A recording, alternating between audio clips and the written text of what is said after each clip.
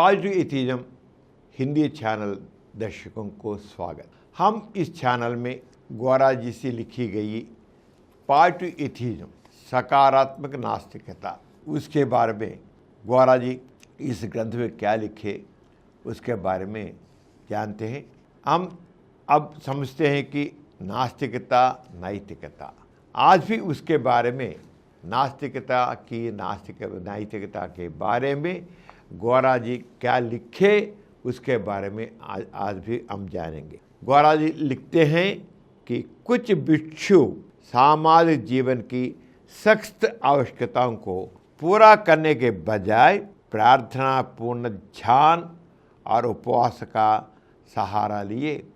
तर्क संगत दृष्टिकोण से भिक्षु आलसी हो गए, प्रार्थनाओं में समय बर्बाद किए। स्थिति तब और खराब हो गई जब पुजारियों ने भोग सामग्री बेची और इस प्रकार धार्मिक आस्था का व्यापार किया।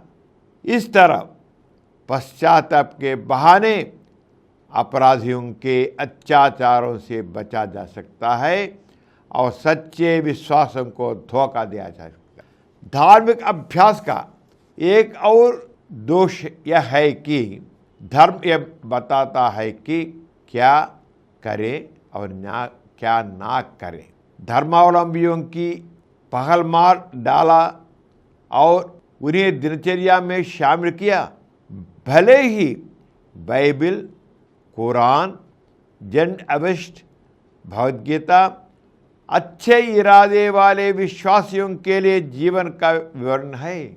वे सुबह से पालन करने के लिए क्या करें और क्या ना करें की एक लंबी सूची निर्धारित किया है। जन्म से लेकर मृत्यु तक विधान शास्त्रों में बताया गया। यह जानने की जरूरत है कि समय के साथ वे पुराने हो जाते हैं, वे नई स्थितियों की जरूरतों को पूरा नहीं कर पाते हैं। फिर भी धर्म ग्रंथ इतने हठधर्मी हैं कि उनके आदर्शों को बदलने की अनुमति नहीं देते। प्रत्येक धर्म ग्रंथ ईश्वर का रहस्योद्घाटन होने का दावा करता है, अतः अचूक। हालांकि एक आस्था के व्यक्ति दूसरे के धर्म ग्रंथों को पवित्र नहीं मान सकते। प्रत्येक समूह अपने आस्तिक के स्वर्ग में रहता है। परिणाम स्वरूप आस्तिक नैतिक संहिताएं रूढ़िवादी और पुरानी हो गई हैं। वे विश्वासियों को कट्टरपंथियों में बदल देते हैं। शास्त्रीय आज्ञाएं आस्तिकों के लिए ईमानदारी को अपरिहार्य बनाती है। हिंदू अद्वैत या एकता की अत्यधिक चर्चा करते हैं क्योंकि भगवद गीता दर्श विभाजित व्यक्तित्व है, लेकिन साथियों को अछूत के रूप में देखा जाता है।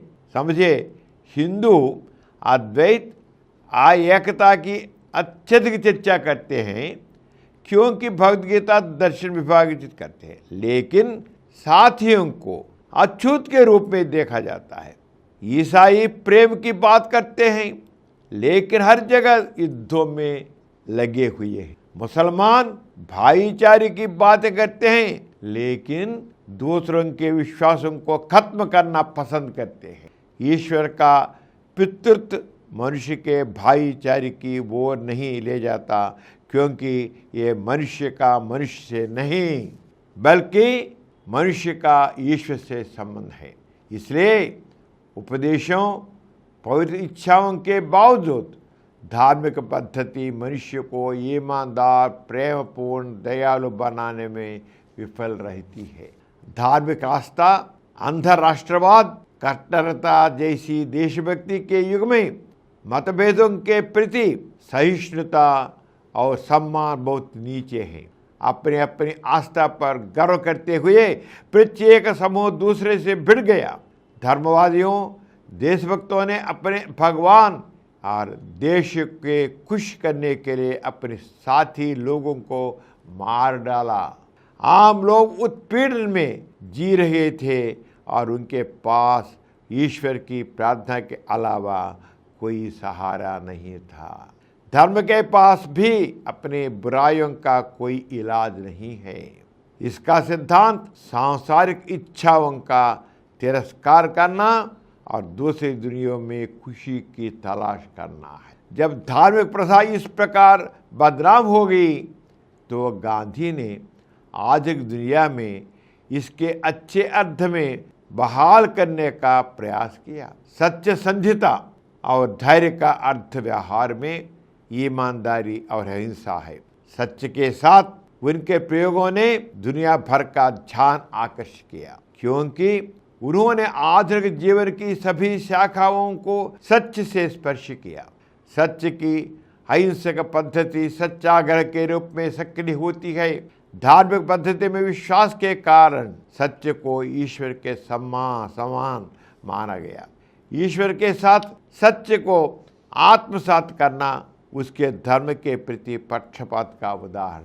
सत्य के प्रति समर्पण ने गांधी जी को व्यावहारिक और यथार्थवादी बनाया। इसलिए उन्होंने धार्मिक रूढ़िवादिता को धार्मिक जीवन की दिशा में प्रगति में बाधा नहीं बनने दिया। पुराने शब्दों को नए परिस्थितियों के अनुसार नए अर्थ दिए जाते थे। हालांकि उन्होंने हिंदू भगवान राम का नाम लिया, लेकिन उन्होंने कहा कि उनके भगवान राम आदर्श पुरुष थे। जब वह कहता है कि यह कहना बेहतर है कि सच्ची ही ईश्वर है, तो वह कहने से बेहतर है कि ईश्वर सच्चा है।